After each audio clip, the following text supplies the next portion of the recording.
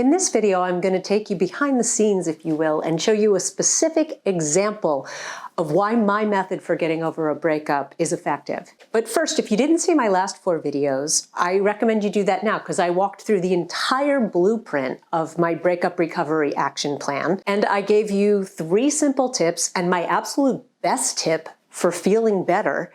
I showed you why I'm different than other breakup coaches, and why you really need to focus on what you can control, and that is not your ex. So in thinking about whose story I could share with you that I could most detail, I decided to give you my own because, clients have been very generous. It's about telling me how much I help them in reviews on my website, but I do like to give clients 100% confidentiality. So in interest of that, my own story is the one that I'm most at liberty to tell details of. In my first video, I briefly shared about my first breakup back in the 90s. Well, we had been friends for 8 years. And then I finally fell in love with him and he swept me off my feet. And it was right at the point when I thought we really had a great relationship that he started saying things to me like, "You're scary. You could be trouble." And honestly, I thought that was so endearing. But I now recognize that that was a monster red flag that he had commitment issues. He lived in New York and I had moved to LA, so we had taken this great vacation together. And when I left, he said, call me when you get home. And I did, and I left him a message that said, "Hey, I miss you already." And he never called me back. I mean, all my friends were like, maybe something happened to him. And I was like, no, we have common friends. He's fine. He just doesn't want to talk to me. Thankfully, there was no internet in those days, so I couldn't search for answers. I really was a little bit debilitated with the pain. I did not contact him at all for 7 months. And all of a sudden, out of the blue, he called me like nothing had happened. 7 months later. And I happened to be at home visiting my father in Philadelphia. So I jumped on a train and went to New York I was all excited. I thought we were going to get back together. Honestly, he just wanted a fix of me. He just kind of wanted to see what was going on with me. So I kind of said to him, what happened? And he said to me, "Well, you lived so far away and that was really hard for me." And I was like, well, you couldn't tell me that? So after that night, whenever he'd call, I jumped to go spend time with him for the next 5 years. And I mean, in the meantime, my father had gotten sick, so I had moved back to New York to be closer to my dad. But if I'm being totally honest, the draw to be closer to my ex was a really big part of that motivation. But to back up a little bit, when he totally blindsided me, that actually was the best thing that ever happened to me.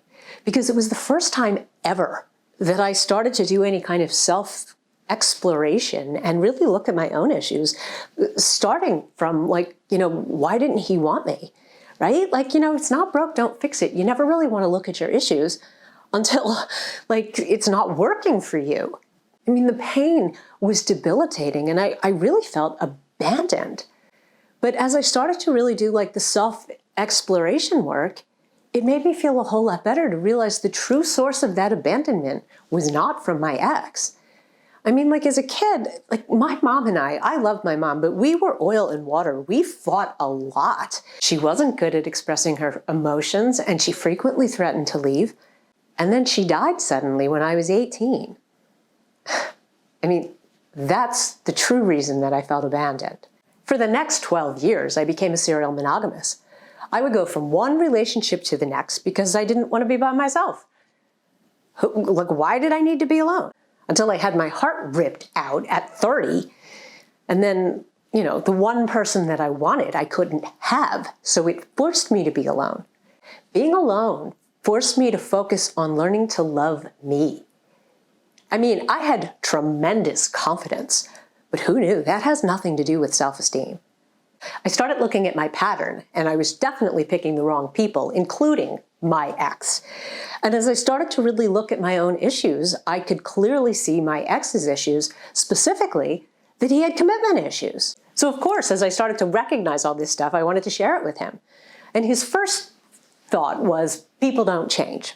Kept saying, people don't change. but I kept sending him stuff. And like, much to his credit, he would read it, which I don't recommend doing, actually. But then, eventually he got to a point where he said, look, the way I see it is people can change if they want to, but there's nothing that I want to change about myself. And that one question was what allowed me to let go, right? Because I could clearly see that he had issues that were going to prevent us from ever having a happy relationship, and he didn't want to work on them. And that's exactly what made it easier to let go. I mean, if you happen to see that reality show that I was in back in 2001, he was the guy they referred to as my Mr. Big. I truly was living an identical life to Carrie Bradshaw. I was dating other people. I mean, really, some pretty terrific men. But my heart was with my Mr. Big, so I wasn't really available to them. I never let anyone else in because I was waiting for him to figure out that I was the one. 5 years I wasted until I finally figured out that he wasn't the one. The painful truth was he wasn't capable of being the man that I thought he was. Clearly seeing his unresolved issues made him unattractive to me. And that's when I finally met a really wonderful man who was fully committed to me. I have so many more stories of things that I've gone through, my friends went through, clients have been through, and I freely share them in my Breakup Recovery course videos to give you insight into how you can do things better and learn by example. I mean, for all that I've been through in my 50+ years and all that I've learned from other people is now available to you when you sign up for my 90-day action plan. This is absolutely going to be the best coaching program that I have ever offered. And I really want to make sure that everybody that signs up gets personalized attention. So I am limiting the amount of members to a first come, first served basis.